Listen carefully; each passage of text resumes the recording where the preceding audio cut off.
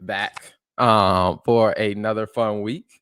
Um, Now I know we're working through some small technical difficulties. I know Harriet is in a new studio setup, so um, Okay, I there we think go. I'm okay. My apologies. No, you are fine. You are fine. It's one of those fun things of, like I said, when you're the good thing about doing a show like this is you can do it from anywhere. The interesting thing about doing a show like this is you can do it from anywhere. Yes, yes. I'm in my So yeah. Charlotte office today. Something is wrong with my webcam. IT can't get here until 2, so I'm trying this on my phone. So bear with me. I think we're good now. I completely understand because actually next week I am going to be in New York City. So Mhm. I'm flying up there for some stuff for business. So I'm going to be filming from the hotel. Okay. And so, yeah, that whole new studio setup, it will be interesting to figure out next week on my Yes. end. Yes. Awesome. Awesome. Well, first, how was your weekend and what did you do this weekend? My weekend was good. I babysitted Jeffrey and I's niece and nephew. They stayed over, so we had fun playing with them. And that was it. When they left, I tried to get some work done. Got me a little Jesus on Sunday, and that was my weekend. Before I could blink, it was Monday again. Gotcha. Now, how much work do you get done when the nieces and nephews are Oh over? God, none.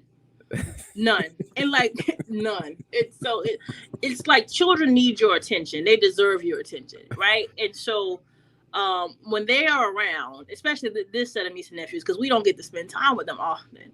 So it was just like I had to kind of cut it off because Jeffrey's weekends for him are the busiest between the radio shows, and the restaurants, and so and even with his busy schedule, it's like we're gonna hang out with them. So we made family time.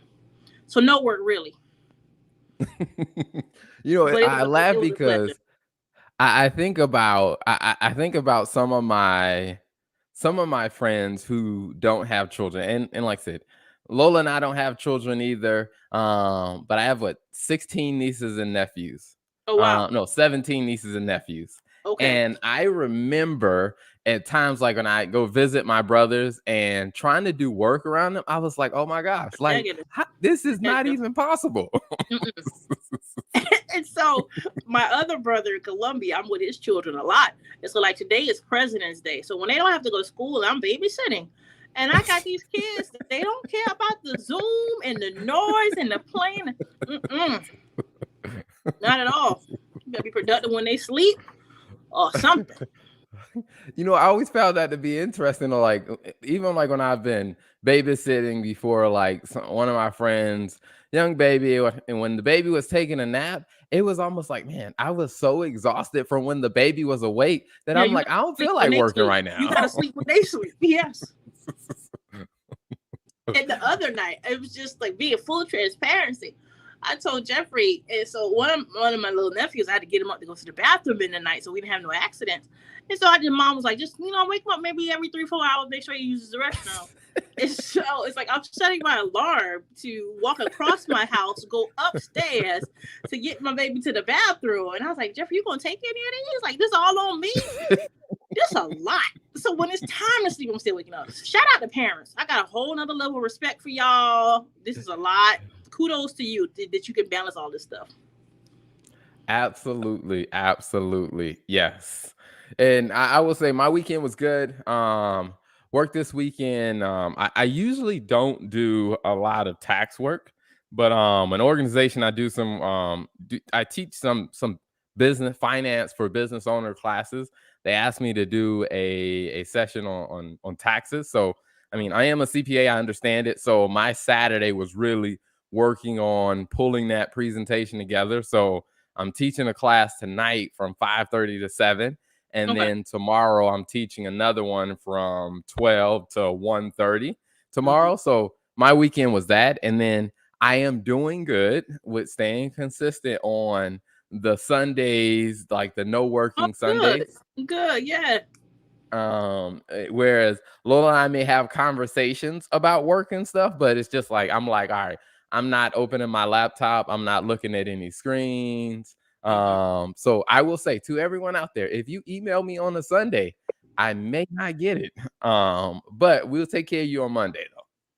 It's good to unplug, man. And I'm just finding that because the more you work and the more you respond to people, the more they'll hit you up. They don't care about boundaries. They want what they want. So you, as the business owner, as that person, you have to say, this is a cutoff time. And that's biblical. The Lord took the Sabbath day to rest. And I think that rest is so critical to being successful at whatever you do. And if you don't believe me, I watch Chick-fil-A. They're not open on Sunday, but they so packed the other 6 days of the week. I don't care. And I travel. I travel to state, multiple states. When I pass by a Chick-fil-A, the line is around the building.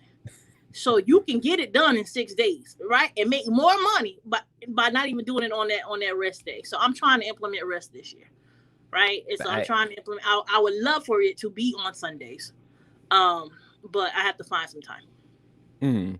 Absolutely, absolutely. Yeah, one of the things that I found of being able to do get the rest was figuring out some type of cadence and rhythm for the work that I'm doing, the other stuff that I'm doing.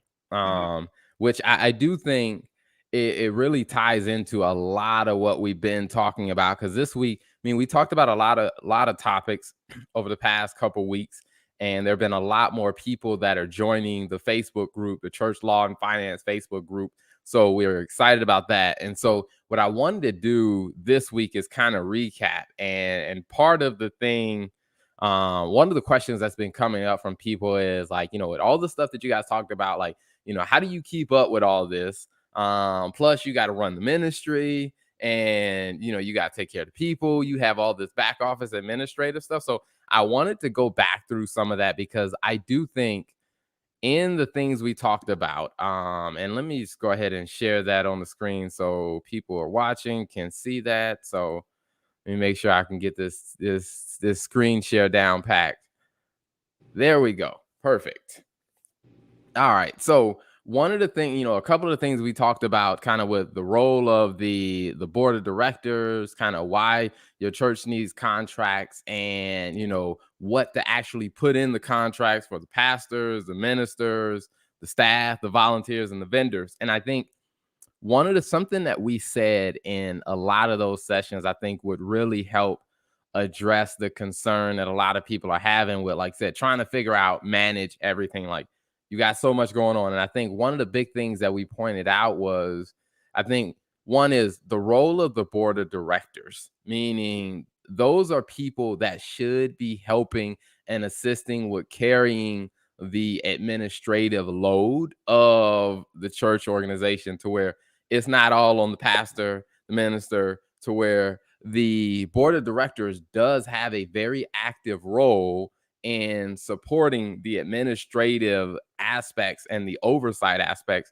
of the church. Now, I know you mentioned before, Harriet, like the key 7 roles. Like, I want to talk about, like, in a church, have there been churches where you've seen where the board is, effective and active in the oversight of the church, and what did that look like? Absolutely. I've seen churches and worked with churches where their board was the legitimate governing body of the church, and everyone understood their positions. They've been trained. Staff understood their roles in making reports, and there were processes and procedures in place to do ministry work, the business of the ministry work through a board, no different than a for-profit entity or organization. They took that same corporate structure to their church, and it was running like a well-oiled machine. So we had department heads giving reports. There was strategic planning. There were yearly goals. There were metrics. There were benchmarks. There were reports that had to be made, budget adjustments that needed to be made, and the system. The only difference between being in a corporate setting and being in a church was the mission, right? But other than that, it was business, and it's a beautiful thing. And it doesn't have to be the largest organization, but organization matters, structure matters. And so I find that it helps ministry move smoother when your business is together. And a lot of that comes through your board and everybody knowing their positions and operating in them. Absolutely, absolutely. Yeah, I've seen something very similar. I mean, and I think part of the reason why I really like to emphasize the role of the board of directors, because I do think there is this contentious relationship that some people that comes up in some people's mind as like, the pastor, like, well, if I have a board, then am I answering to the board? Do I work for the board? And it's just like this adversarial relationship. And one of the things that I've seen where it works the best is where there is this collaborative effort for, like I said, where some of the stuff that the pastor was doing and was overwhelmed with, the board could step in and take some of that pressure off so the pastor could focus on their primary responsibilities as the pastor. Mm-hmm. And in those cases where, like I said, there were people on the board who had expertise in different areas and they were able to provide that insight, or even some boards that I've seen where the church was trying to figure out, like, they wanted to pay off their, they wanted to pay off the mortgage for their facility. Well, there were people on the board who were, coming up with ideas, and they were submitting ideas, and then they were also working with members in the church to get volunteers for some of the programs that they were trying to do to be able to achieve that, to where it wasn't just the board members show up for their quarterly meeting or their monthly meeting, however often it happens. They Mm-hmm. check the box and say, I was here. They go home. And then the pastor's left trying to figure out how to, Do you know, everything. preach the word, how to do hospital visitations, how to do all this stuff, and trying to figure out how to be the finance expert for the church. And it's just like, yeah, that's just too much. Like, Right. that's where the board steps in to help alleviate some of that pressure there. Right. Now, one of the things that and we'll continue, we've been going through the series on just kind of like the 7 key responsibilities of a board, in which we're going to continue going through that. But I think overall, I think the good thing of just emphasizing kind of that partnership relationship that exists between the board and the pastor. Now, the other thing that we talked about was, with contracts and why a church needs contracts. So I want to go back to that and get your thoughts again on why you see that a church needs contracts. Anytime you're conducting business legally involving finances, services, whatever you're agreeing to, it is wise to lay out the terms on paper. And so contracts across the church can vary from multiple things to employment contracts, guest speaker contracts, third party vendor contracts, even volunteer staff contracts with people who don't get paid. But I think that I'm a detail person. So the expectations of what you desire should be spelled out. The two parties should agree to it, and it should be memorialized in writing, because when there's clarity, when it's on paper, that should alleviate any potential problems that could come down the line of, hey, you were supposed to do this and I didn't get this, or I paid for this and you didn't do this, or you agreed to do this and you didn't do it. So let's spell it out on the front end. And that's the most important part of a contract. It's not always monetary.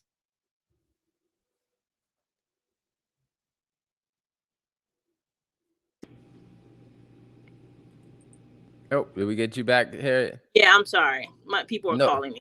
Yeah, let me apologize for these technical difficulties on today. But we should have contracts so we can spell out what it is that we're doing, right? And that all parties are aware. And let's do it on the front end, right? Let's be clear about it. So sometimes it makes you think through, what is it that we're doing? What is it that we expect? What is it that we're going to pay on these things? It'll help you with budget. It'll help you with planning. It'll help you on the metrics of this is what we expected. Let's do a lot of that on the front end. Let's be proactive as opposed to reactive. And even with contracts, if you're not knowledgeable, a lot of people pull something off of Google. Oh, this agreement looks good, but make sure it has all the terms that you need. Sometimes you don't know what you need until it goes wrong, right? And it was like, I didn't have that, but you didn't put it in there. And so it's okay to call in somebody who's knowledgeable of these things. It doesn't have to be an attorney. Maybe you have somebody in your congregation that works with procurement, that works with government. Use the resources in your ministry. I understand that not all churches can afford to pay somebody, right? But there's somebody likely knowledgeable. Maybe they work in a bank or they work in contracts. You don't know, right? Use what you got in your house to get what you need. Absolutely. Yeah. I mean, I would reiterate that. I mean, on the why churches need contracts is because I think having contracts in place as Harriet has mentioned and many times in the previous weeks, is that, it provides clarity and protection because I definitely think that a lot of people expose themselves to a lot of risk in their church because there isn't clarity, or there isn't an understanding on who's doing what the deadlines are, what the expectations are, what the terms are. And I think one of the probably the from a financial standpoint, I think one of the most scariest ones is when someone has a title in a church and they have a position within the church, and it is a position that is seen as it's somewhat whether it's a leadership position or a position that people would perceive they have some level of authority. And then that person goes out and gets into a contract, or they take out a loan in the name of the church because that person had a title that third parties perceive that they had this ability to do this. Then the church becomes financially responsible for whatever decision that person made, and it can expose a church to a lot of financial risk. And a lot of that can be really addressed by having clarity on, who does what, who has the authority to do what. And I think when you start to spell that out, it definitely provides a lot of protection for the church organization. And then I think overall, just the clarity, because as we've seen many times, I've seen churches really get into trouble because people just didn't know what was expected of them. Like there was no clarity. This person was doing what they thought was right, and person A did what they thought was right, person B did what they thought was right, and it caused a problem because there just wasn't clarity there. And I do think that the contracts allow you to provide a lot more clarity. I want to touch on another issue of contract, not to delve deeper off into the subject, because I know this is a highlight review show. But another area of contracts that churches need to look into, I keep stressing volunteer agreements. Churches, you are responsible for the actions of your people who volunteer with your ministry if they hurt someone. And this is specifically important, I see, legally when it comes to the people who you have working with your children in youth departments and children's ministries and those things of that nature. Churches, you should have policies and procedures in place to what qualifications volunteers who work with your ministry are to meet. What does their background need to be? If you have people who are working with youth and children and minors, you guys need to do background checks, SLED checks, to make sure they are not pedophiles, to make sure they're not registered sex offenders. Like, these things are important. And a lot of times it's the church and they want to volunteer. But do you know that most pedophiles find most of their victims working in church, youth, and ministry groups, right? And that's such a vulnerable issue. And then if something happens to a minor there, the church gets sued because the church is liable because you had this registered sex offender, this pedophile working with these kids, and no one checked, had any procedures in place. And there are tons of lawsuits across the country where this happens. So volunteer agreements that stress what these are, rules and procedures in place for these matters, it really, really matters, because it's not you just don't want the church to get sued. I don't want anyone's children being violated. You have to watch these things. So it's so critically important, okay? So that's a side note. Maybe we talk about that on another topic, but contractually, that's important. And you need to do some background checks on who are you contracting with, even on a volunteer basis.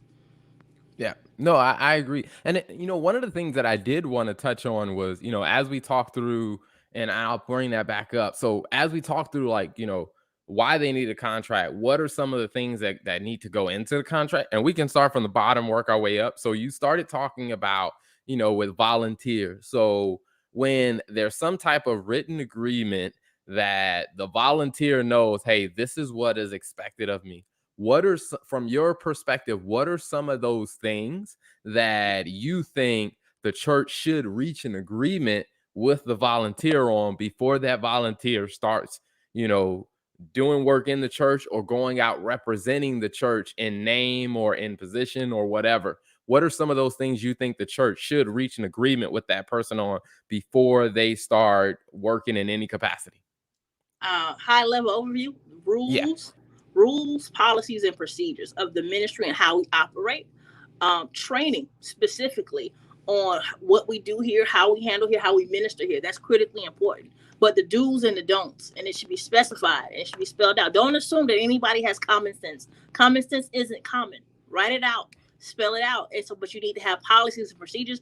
And anyone volunteering or working on your staff, you need to do a training, orientation to, hey, these are our guidelines. This is what's acceptable. This is what's not. This is who you contact should you have questions, right? If there's a gray area, contact so and so immediately. This is how you report incidents and procedures, like, because things happen, and you don't go to the church volunteering at the soup kitchen to hopefully find an incident, right? But you need these things. If someone's injured while you are volunteering, these are the steps that you take. These things need to be spelled out, and a lot of times, because we in good faith and we for the Lord, we just come here and say we're gonna work, and then things happen, and you dig into the church, and sometimes, and none of these things are established. Then what do you do, right? And so it's for the church's protection and for the protection of the people you're serving. Absolutely. Absolutely. Yeah. I mean, I'll speak on from a volunteer standpoint. One of the areas that I probably have seen the most, because my parents, in whatever church we've ever been in, my parents are always involved in doing some type of catering and some type of support. And one of the things that I learned from watching firsthand is, like, when I was younger, I didn't understand it as much why. And part of it is my dad's military background. Is my dad is very structured about, like, when they're doing that, like, who can come in the kitchen, like, Mm-hmm. who can be involved and who not. Because I think that one of the things that I guess it exposes you to is, like, churches tend to get a lot of people who want to volunteer around, like, when it comes down to serving, preparing food, to where it's an area where I tell churches a lot of times, like, you need to have some serious structure around that. Because if somebody gets sick and you didn't have rules, regulations, or structure around it, not only can it hurt your reputation, but there could be some serious issues if you do not have control over that process. And even I think about that for, like, a lot of my clients, some of my clients that are restaurants, to where, like, there needs to be, when it comes down to food is a very dangerous area. Oh yeah, And you absolutely. really do need to have, policies and procedures when it comes down to food. Because if someone gets sick, you, I would say, you wouldn't imagine the amount of trouble that it could bring you if someone gets sick from eating food at your church. Mm-hmm. And churches often do have food and different events a lot. And one of the things that I've seen is a lot of churches, they have no kind of controls over that whatsoever.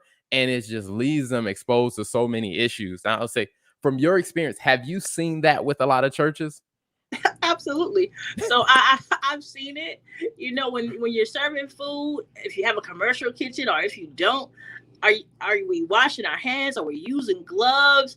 Or is food being stored at the right temperature? How long was it sitting in the back? Did the service go extra long and that potato salad was sitting unrefrigerated for 3 hours instead of 30 minutes? Right? Can that cause food poisoning? Let's be honest. And you're not thinking of these things because we just fellowshipping. But you need to have structure, and your volunteers in that kitchen who are serving need to be trained. And it could be a church with 50,000 people or a church with 50 people, right? Same rules. You just got to have the capacity to accommodate the crowd that's in your church. And do you think that people won't get sick and call a law office to file personal injury claims against the church? Oh, absolutely. I had a woman call me. She went to a funeral in Orangeburg County at a church. The church had some kind of weird step down type thing, and they didn't have a watch your step sign.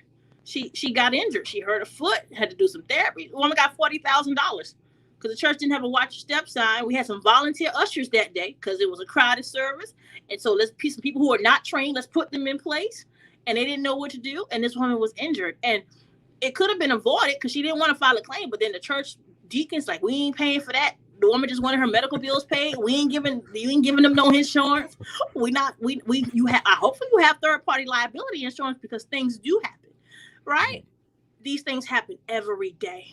And so if you don't have people that are training your staff on what's going on, so train your kitchen staff, have third party liability insurance, so general liability, so that even if everybody's trained and something still goes wrong, there's money to cover it. This is why you have insurance to take care of these things, right? And let's use wisdom about it, deacons. When they call, when the person who was injured, person on Wednesday called who was injured on Sunday, don't ignore the call thinking they was go away and huff and say we ain't paying for that, right? Because then you're gonna get your church in more trouble. So yeah, these are things happen every day. Have I seen it? Absolutely. Mhm. And we're gonna have to do an entire episode where we go into legal or we go into liability issues Oh that yeah. people don't think about when it comes down to the church, because there is a laundry list of them. Mm-hmm. And a lot of it can be avoided by just having some policies and some procedures in place, and not necessarily just from, so you're protected, legally. It's just so you don't accidentally get someone hurt.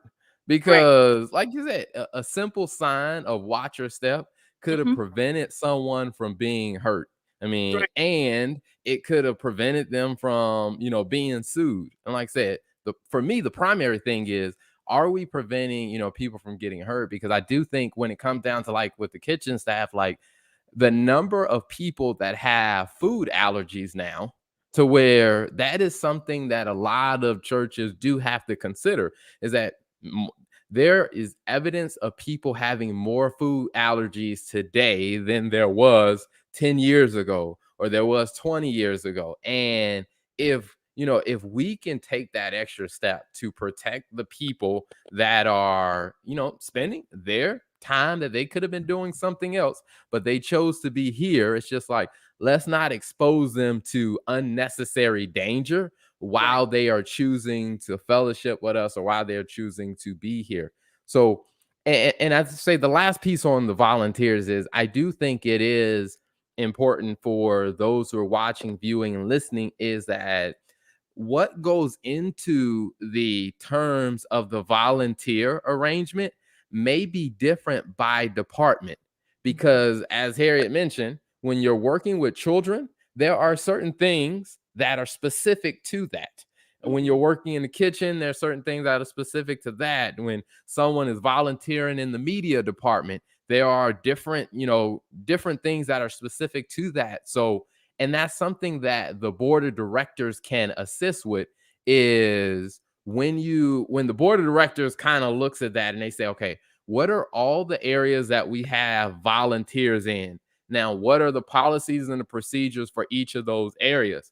And for the pastor, one of the ways to really make sure that you have some help on that is bring that to your board and ask the board members, hey, can two of you take this department? Can two of you take this department? Two of you take this department. And that way you start to share the workload with the people that you Right. have on your board, or the people you have in your leadership area.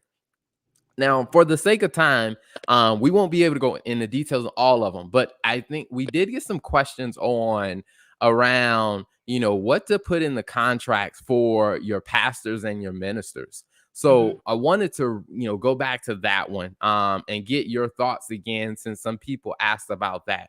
So when you think about the contract for the pastors and ministers, what are some of the things that you think should be in that contract, Harriet? Okay, so a couple of things that are critical. Compensation, right? So what are you paying? Besides compensation, expectations, right? Sunday services, right? Does he get paid vacation? Are you offering health benefits? Are you offering a 401k? What's required of him? Is he to do funerals? Is he to perform weddings? Right? Is he to perform Bible study? Is he to visit the sick? Whatever it is your expectations are, you and your board or your trustees and your deacons, they need to talk about it and come up with your list. And then you need to consult with this pastor, talk to him or her, and say, here, this is what we are desiring. This is what we are willing to pay. And be upfront with them, because don't hoodwink somebody to think they're just going to come and preach on Sundays and you pay them $200, $250 a week, but you want them to do $5,000 worth of work every Sunday, right? So I think that we should talk about what is expected, what should you cover, what will you not cover. Are there other elders or ministry leaders who can take on some of these things? But it should be very detailed on, if you're here for a year, we expect you. We're gonna give you 5 Sundays off, right? But the rest of those Sundays, we expect you to preach, or if sometimes I've seen people say, "Hey, man, we're paying this guy this salary. or this woman is salary, but he bring in a guest speaker twice a month. Let's talk about these things on the front end. And no one can tell you what's best for your church, but when you're bringing a new pastor and a leader, kind of tell them what you expect, what their duties are going to be, what ministries they're going to lead, ad hoc boards they're going to sit on. Let's talk about it on the front end in as much detail as possible. But the big things are compensation and expectations, and you can go into the weeds with that, right? I get some pastors who negotiate that they on salary. Some are paid by the service. Some get extra money for special services. Some need leave time for sabbatical. Some need leave time because they're highly sought after preachers and they get called all around the world to speak. But all of that should be negotiated into your contract so we're on the same page. Absolutely. Absolutely. And I do think also it's just that pastors understanding and ministers understanding is not necessarily because there is this adversarial relationship where the church doesn't trust you. Again, it just goes back, I think, to clarity.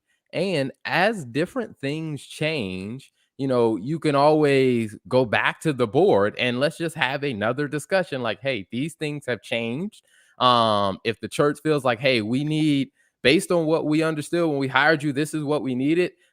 Let's have an honest conversation about, based on where we are now, this is what we feel like we need. And that way both parties can come to an agreement and then a clear understanding of that. And because I do think a lot of people tend to avoid contracts because they look at it as, well, I'm trapped in this. And I think what it does is it really provides protection and clarity, so that relationship can evolve. And I would even say is that even if you're already on, you're the pastor of a church, it may still be helpful for you to sit down and say, hey, you know what, even though I didn't sign a contract when I started, what kind of agreement can you reach now? Like, put out, what are your expectations? Right. Because what I have seen is that a lot of people, they didn't lay out the expectations in the beginning. They just started doing the job. And there's this unspoken tension building between them and other people in the church because there's no clarity.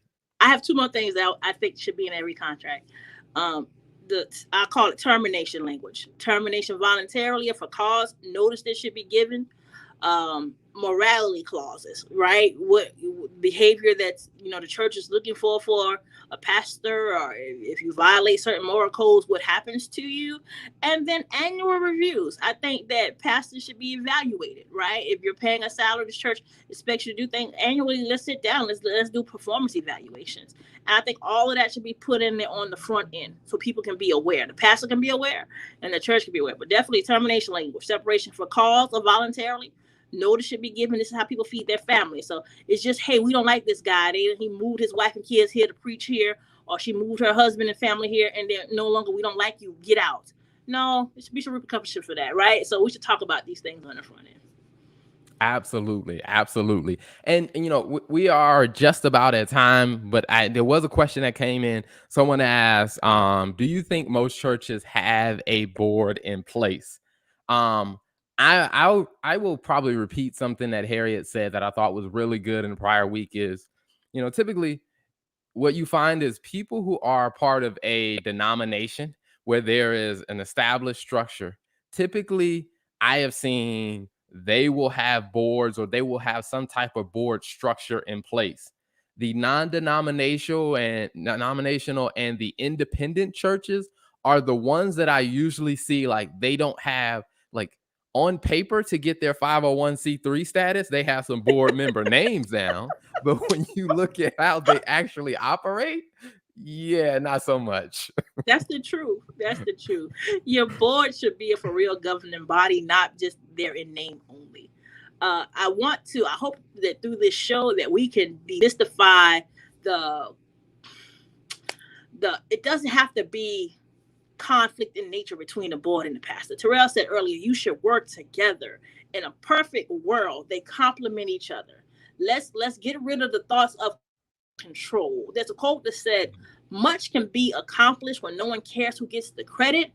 And to my pastors and church leaders, let's work on our egos, right? Of no one can tell me what to do but God. I answer only to God, right? Let's be decent and in order here. And I think it'll help your ministry grow.